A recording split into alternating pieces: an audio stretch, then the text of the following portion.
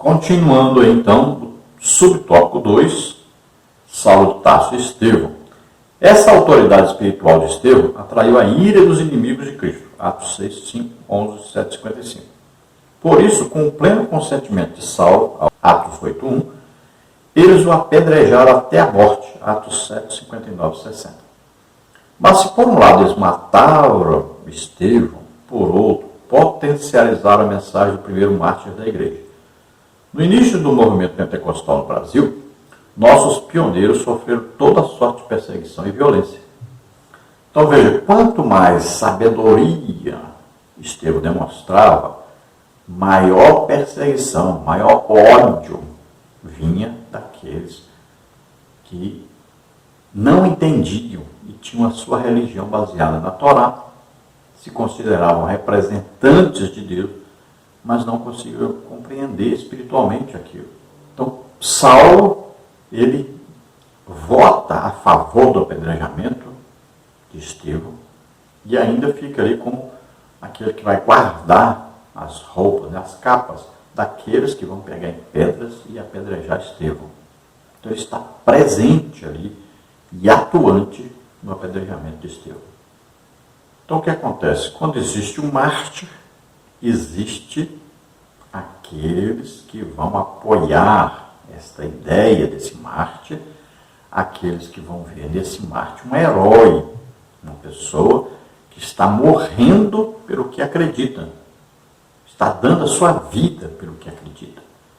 Então, muitos seguidores passarão a ter maior convicção dessa fé, dessa coragem, e vão também fazer o mesmo, vão enfrentar e vão arriscar suas próprias vidas por esta mesma ideia. É o que aconteceu. Muitos novos convertidos tomaram agora maior coragem para pregar o Evangelho e saíram por toda parte pregando o Evangelho. No início da igreja no Brasil, a igreja pentecostal também teve muita perseguição, não só dos religiosos, daqueles que se diziam evangélicos, principalmente os reformados, quanto do povo que tinha religião católica, perseguiam os evangélicos. Isso acontece até hoje. Esta perseguição aí nunca parou, continua até hoje. Isso nós estamos falando de Brasil, existe nos outros países, Mas no Brasil, a perseguição aos pentecostais sempre existiu e continua existindo por parte de religiosos, tanto aqueles que se dizem evangélicos, quanto daqueles que têm aí a religião que eles dizem que é a oficial, dizem ter a maioria, mas não tem. Então, eles também perseguem os evangélicos, porque os evangélicos pregam a verdade, dizendo que aquele que tem uma imagem, que se ajoelha de outra imagem, é um idólatra. Também prega que aqueles que usam aí santos ou Maria como intercessores estão contrariando a palavra de Deus. Estão adotando uma falsa religião. Então, eles odeiam isso e perseguem os evangélicos, os pentecostais. Também, devido aos dons do Espírito Santo, ao batismo do Espírito Santo com a evidência de falar em línguas, então os reformados perseguem os pentecostais, porque eles não têm isso. Eles não acreditam que essas coisas são para a nossa época. Então eles vivem no passado, mas não é no passado da igreja, não. Porque o passado da igreja, a igreja já começou no dia de Pentecostes. Mas eles vivem num passado quando houve um esfriamento espiritual devido à religião assumir o controle da igreja. Não quer dizer que parou os pentecostais de existirem. Quer dizer que eles pararam de estar em evidência. Então eles eram perseguidos, se escondiam. Agora os religiosos, então eles apareceram e eles não tinham essas evidências que aconteciam antes. E aconteciam naqueles que estavam escondidos. Por quê? Porque eles estavam envolvidos com política. E estavam comprometidos com essa política. Então, perderam a intimidade com Deus e tanto o batismo com o Espírito Santo quanto os dons não aconteciam nesses religiosos. Daí surgiram as várias religiões que existem por aí hoje. Mas a igreja verdadeira nasceu no dia de Pentecostes, e a igreja verdadeira são aqueles que são batizados com o Espírito Santo, falam em línguas, e os dons do Espírito Santo fluem através deles. Esta é a igreja verdadeira, a igreja imitadora de Jesus Cristo. Tem muita gente na igreja pentecostal que não é pentecostal? Tem muita gente. Se uma pessoa frequenta a igreja pentecostal, mas ele não é batizado com o Espírito Santo, não fala em línguas, este não é pentecostal, mas ele frequenta a igreja pentecostal. Ninguém é salvo porque frequenta a igreja. Somos salvos pela graça de Deus, mediante a fé. Então não tem a ver com a salvação. Mas para ser imitador de Jesus, ser legítimo cristão, então, aí ele tem que possuir, que praticar, ele tem que imitar Jesus, ser parecido com Jesus. Então, se nós olharmos aí, Pedro, Paulo, Filipe, Estevão, então esses homens o quê? Imitavam Jesus. Em quê? Pregação, no ensino, nos milagres, sinais, prodígios, maravilhas. Então esta é a igreja verdadeira, legítima e imitadora de Jesus. No subtópico 3, uma intolerância religiosa e política quanto à igreja atual. A igreja atual continua a despertar fúrias de certas autoridades políticas e religiosas que não aceitam a mensagem de liberdade e vida que o Evangelho proporciona. Nossos irmãos que servem a Deus em países políticos e religiosamente fechados para o Evangelho continuam a pagar com a própria vida a fidelidade à mensagem de Cristo. Oremos pela igreja perseguida. Então veja, a legítima igreja continua sendo perseguida. E quem tem missionários, né? Toda a igreja deve, é uma obrigação da igreja ter missionários, enviar missionários. Isso é a obrigação da igreja legítima de Jesus Cristo. Então ela envia e sustenta esses missionários. A quanto custa um missionário no Haiti? R$100. R$100 por mês. A quanto custa um missionário lá em Moçambique? R$200, R$300 por mês. Nosso dinheiro lá vale 15 vezes mais. Então, não sabemos por que não são enviados missionários. Por quê? Por dinheiro, por causa de dinheiro, não é. Então, é a falta de desejo de evangelizar o mundo inteiro. Então, devemos pensar nisso.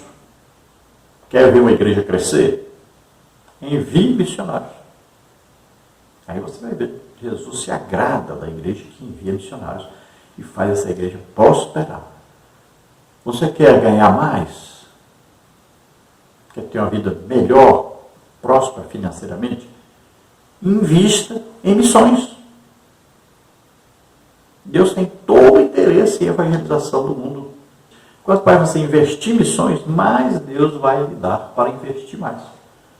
Agora, temos vários missionários que são mortos, são perseguidos, presos, igrejas que são incendiadas em países, principalmente o quê? Islâmicos.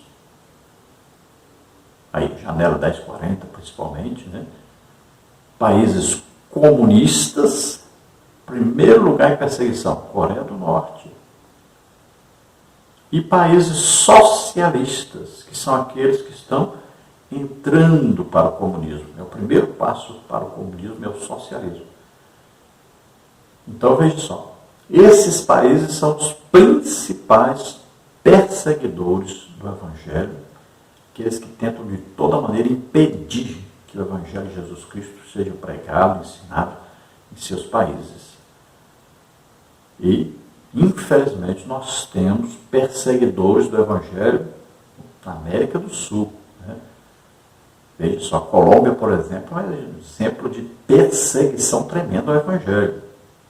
E temos visto, né, a perseguição, aquela perseguição que a gente chama velada, aquela disfarçada que existe nos países da América do Sul. E no Brasil existe muita perseguição ao verdadeiro Evangelho, principalmente o quê? Pelos partidos políticos de esquerda.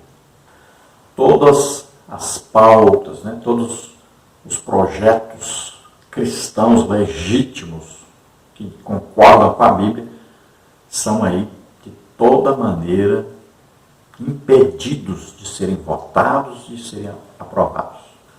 Tópico 3. Quando um sistema se volta contra a igreja. Subtópico 1. Como era a perseguição contra os primeiros discípulos? Saulo de Tarso liderou uma perseguição contínua e violenta.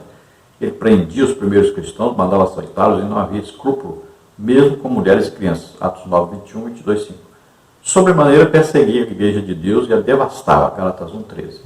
Saulo entendia que praticar essas barbáries era defender a fé judaica, livrando os judeus dos hereges, exatamente nos moldes de que Jesus havia alertado os discípulos.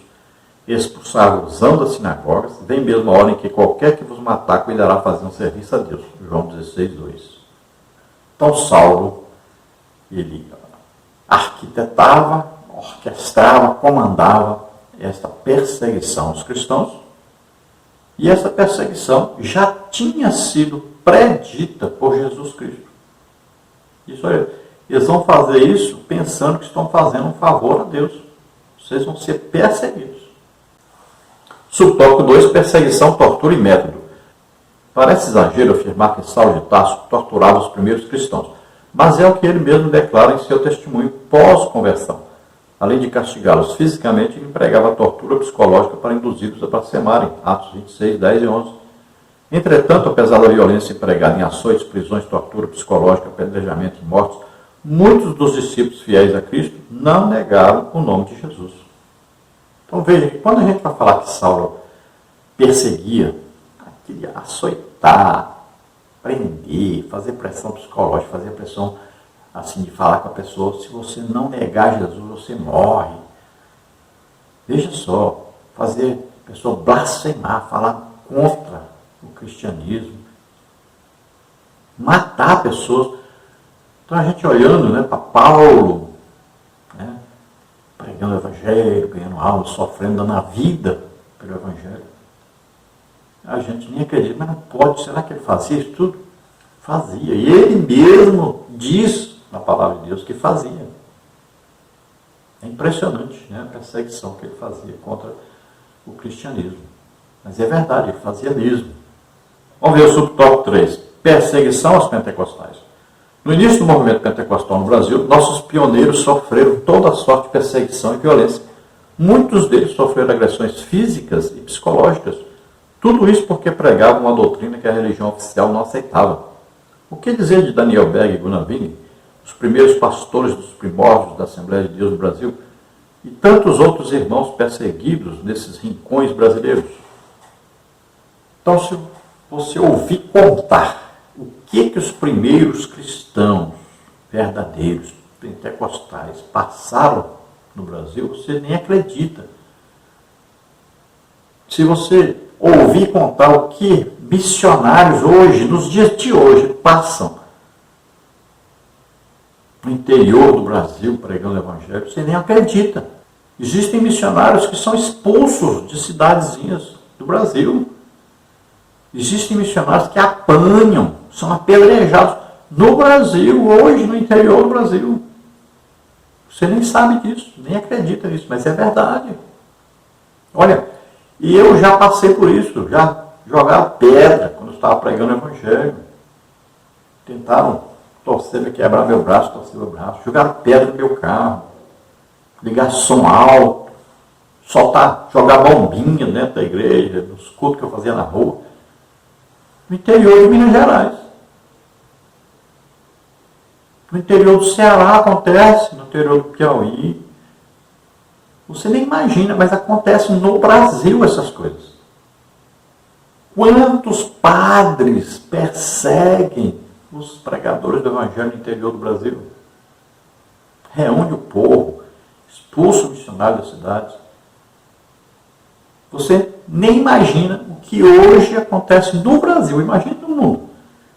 Imagine esses países comunistas, islâmicos, socialistas. A perseguição é tremenda. Olha, na China, se fecha igrejas assim aos montes.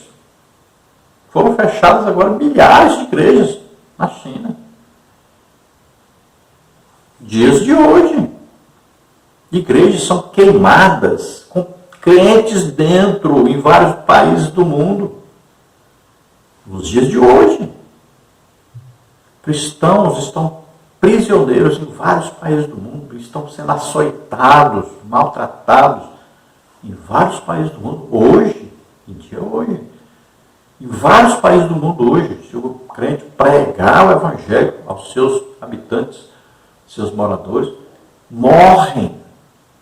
Alguns são presos, açoitados, outros são degolados, outros são crucificados.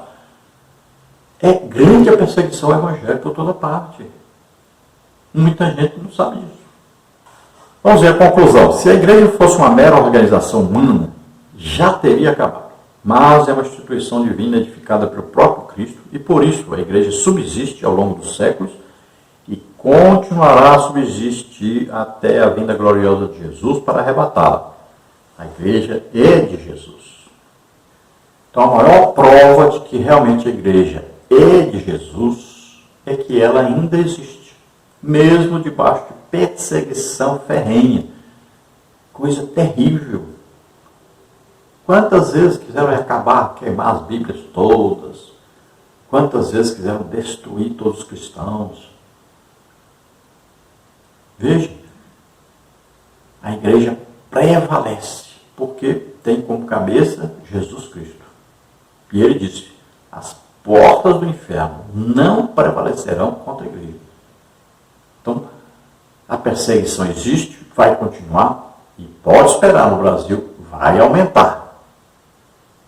Ano que vem, se prepare. Mas seja homem, seja corajoso, seja forte, tenha fé. Jesus nos mantém e nos dá a vida eterna. Os homens podem fazer mal contra o nosso corpo, mas não contra a alma e o espírito. Temos que temer não aqueles que podem maltratar o nosso corpo, mas aquele que pode lançar no inferno a alma, o espírito e o corpo, que é Jesus Cristo. Ele vai julgar a essas pessoas. Então, não tenha medo, seja forte, corajoso, pregue o Evangelho, ganhe almas. Vamos aproveitar essa oportunidade que estamos tendo. Jesus logo, logo volta, já, está às portas. Todos os sinais da sua vinda estão acontecendo. Então, já estaremos para sempre com ele. Vamos aproveitar e levar o máximo de gente possível, retirando essas pessoas do reino de Satanás, trazendo para o reino de Deus, retirando-os das trevas, trazendo-os para a luz. Glória a Deus. Vamos orar agora. Se você deseja entregar a vida para Jesus, entregar a vida para Deus, aceitando a Jesus Cristo, Filho de Deus, como único Salvador, Senhor, aquele que morreu na cruz em nosso lugar, levando nossos pecados, doenças, enfermidades, maldições. Então você entrega a vida para Deus agora. Creia, Jesus morreu em nosso lugar e Ele ressuscitou, está vivo para todos sempre, está à direita do Pai, intercedendo por nós. Acredite nisso, você é salvo agora, perdoado agora por todos os pecados. Vamos orar também por aqueles que estão doentes e enfermos. Pai, em nome de Jesus, te apresento agora essas vidas que se chegam a ti, arrependidos dos seus pecados, crendo que Jesus Cristo, teu Filho, morreu na cruz, levando sobre ele nossos pecados, doenças, enfermidades e maldições. Senhor, recebe-nos agora, concede a eles o Espírito Santo, escreve os seus nomes no livro da vida, abençoa cada um, Senhor. Em nome de Jesus, aqueles que estão doentes e enfermos, solta agora, em nome de Jesus, toda doença, toda enfermidade. Toca, Senhor, deles agora e cura totalmente. Glória a Deus, aleluia. Amém.